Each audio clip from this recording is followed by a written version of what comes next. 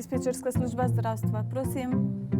Dispečerska služba zdravstva je v bistvu zadolžena za sprejem nujnih telefonskih klicev. V Ljubljani dela 34-35 oseb in smo dosegljivi 24 ur na dan. Pokrivamo vse. Od poškodb do bolezni, zdaj prevladuje COVID, težkih življenjskih situacij in veselih rojstev.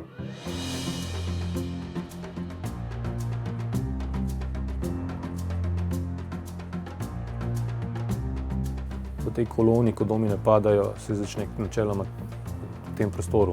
Ker če tukaj je treba niti sprejeto, niti vzeto informacije, ne moramo pomagati nekomu, ker ne vemo niti komu, niti kam.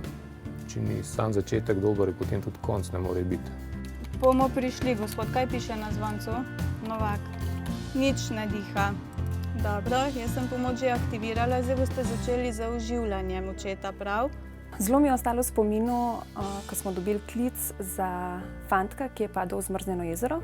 Jaz sem sprejela klic od sosede, ki ni bila na kraju, je pa povedala, kam moramo priti, kaj se tam dogaja, in istočasno je sodelavec že sprejel klic od mame oziroma očeta, ki pa sta začela z reanimacijo.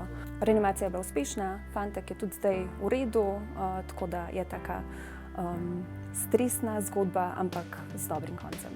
Ekipa je že blizu bloka, jih spremljam, nekje 3 minute še pa bodo pri vas. Pokleknite poleg očeta, stegnete roke. Eno dlan položite na sredino njegovega prsnega koša, drugo dlan položite na prvo. Gospod, kar pričnite, vam bom pomagala, pri ritmu vam bom štela. Lastnosti, ki bi jih sam dispečer naj imel, so zelo različne, bom rekel. Predvsem mora biti umirjen. Seveda umirjeni z tega vidika, ker so klicatelji panični in ti s svojo umirjenostjo lahko rešiš že po intervenciji, bom rekel na ta način. Pomembno je zelo dosti, da se še dodatno tudi sam izobražuješ.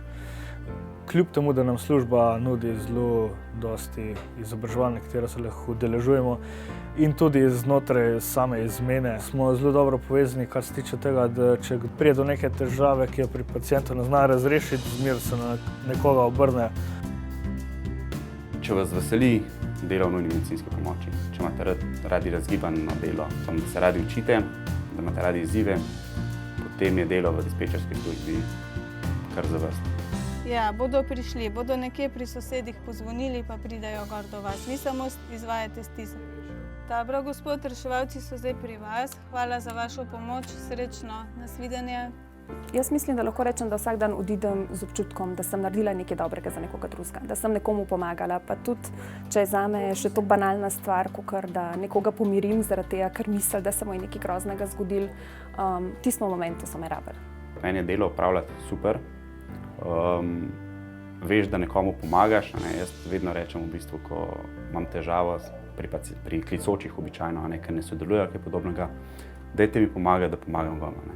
Kot je rekel kolega, ki se je izrazil, poslušanje in govor so naše edino orodje. Dispečerska služba zdravstva, prosim.